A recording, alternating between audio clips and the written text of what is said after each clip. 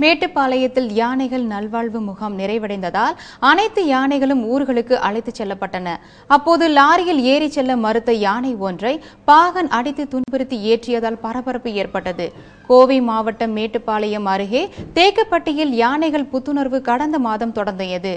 48 நாட்கள் நடைபெற்ற இந்த முகாமிற்கு தமிழகத்தில் பல்வேறு இடங்களில் இருந்தும் யானைகள் சென்றிருந்தன. நேற்றுடன் முகாம் நிறைவடைந்ததால் அனைத்து யானைகளையும் ஊருக்கு திருப்பி அனுப்பும் பணி நடைபெற்றது. அப்போது லாரியில் ஏற மறுத்த யானை ஒன்று அங்கும் இங்கும் சென்றது. இதனால் ஆத்திரமடைந்த பாகன் ஒருவர் யானையை அங்குசத்தால் குத்தியும் குச்சியால் அடித்தும் துன்புறுத்தினார். பாகனின் துன்புறுத்தலை தாங்க முடியாமல் யானை அருகில் இருந்த தோட்டத்திற்குள் புகுந்தது. சில யானைகள் லாரியில் இருந்து கீழே இறங்க முயன்றதால் பரபரப்பு ஏற்பட்டது.